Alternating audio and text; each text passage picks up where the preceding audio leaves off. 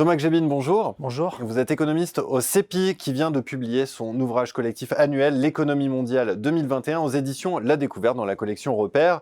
Et pour ce livre, vous avez coécrit avec François Girolf le chapitre intitulé Désindustrialisation accélérée, entre parenthèses, le rôle des politiques macroéconomiques. Alors vous rappelez notamment dans ce chapitre que si cette désindustrialisation finalement elle concerne beaucoup de pays occidentaux, elle a été plus rapide, elle a été accélérée en France. Alors première question, comment est-ce qu'on peut l'expliquer ? Oui, tout à fait. Alors si on regarde juste les chiffres, c'est vrai que tous les pays avancés ou occidentaux ont connu une désindustrialisation liée au progrès technique, au passage vers une économie de services. Mais ce qu'on observe en particulier en France, c'est quelque chose de beaucoup plus accéléré. Juste un chiffre, à la fin des années 90, il y avait plus de 17% de la valeur ajoutée en France qui était consacrée à l'industrie. On est passé à moins de 11%. Alors que dans le même temps, l'Allemagne a conservé une part de la valeur ajoutée de l'industrie dans la valeur ajoutée supérieure à 23%. Donc un gap énorme.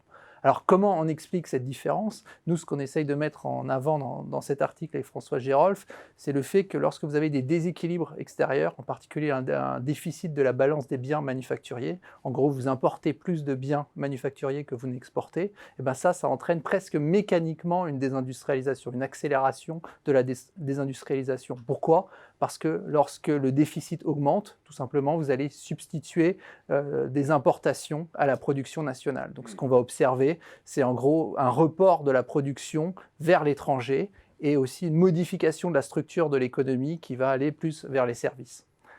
Comment on explique maintenant justement ces évolutions différenciées entre la France et l'Allemagne ? Ce qu'on essaye de montrer dans cet article, c'est qu'il y a eu des politiques macroéconomiques très divergentes qui ont été menées par ces deux pays. En gros, schématiquement, l'Allemagne, depuis 2000, a comprimé très fortement sa demande, alors que la France, dans le même temps, relançait sa demande. Alors qu'est-ce que ça veut dire comprimer sa demande ? C'est passé notamment par des hausses d'impôts très importantes sur les ménages, plus de 5 points en cumulé, et donc ce qui a signifié que les ménages ont vu leurs revenus disponibles diminuer, donc leur consommation a diminué, et comme la consommation diminuait, les carnets de commandes des entreprises étaient plus vides, et donc ça a fait baisser l'investissement. Et donc ça a provoqué un surplus commercial très important, alors que la France menait une politique inverse en stimulant sa demande, et donc en important massivement des produits venant d'Allemagne, et donc ce qui a accéléré sa désindustrialisation.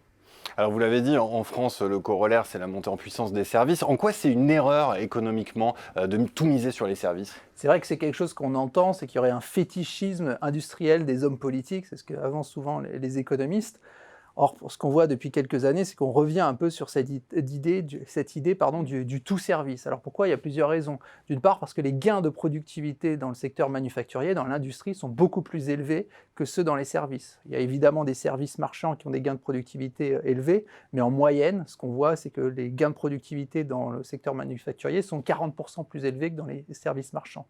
Après, ce qu'il faut voir, c'est que les secteurs manufacturiers, l'industrie, c'est aussi un secteur qui permet d'offrir des salaires plutôt élevés à des personnes non qualifiées et des jobs plutôt stables. Oui. Et donc ça, c'est quelque chose de très important. Juste un chiffre, pour les non qualifiés, le secteur manufacturier en France offre des salaires 20% plus élevés que dans les services, en particulier dans la restauration. Et donc il y a Et enfin, ce qu'on voit, c'est que le secteur manufacturier a un effet d'entraînement très important sur l'économie. Il y a beaucoup de sous-traitants, il y a beaucoup d'intrants qui rentrent dans la production manufacturière. Donc quand vous créez par exemple une unité de valeur ajoutée dans le secteur aéronautique ou dans l'automobile, l'INSEE a calculé que ça crée 4 unités de valeur ajoutée dans le reste de l'économie.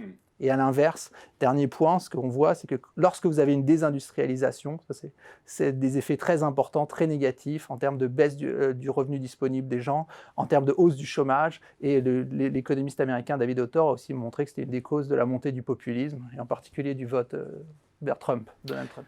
Pour revenir à la France, quelles sont les politiques économiques, les politiques macroéconomiques qui permettraient d'enrayer cette spirale de la désindustrialisation ? Je pense qu'il y a urgence à rééquilibrer la demande au sein de la zone euro. C'est-à-dire que, par exemple, l'Allemagne décide de façon pérenne de consommer plus, ce qui permettrait de fournir des débouchés à ses partenaires, notamment la France et les pays du Sud comme l'Allemagne et l'Italie.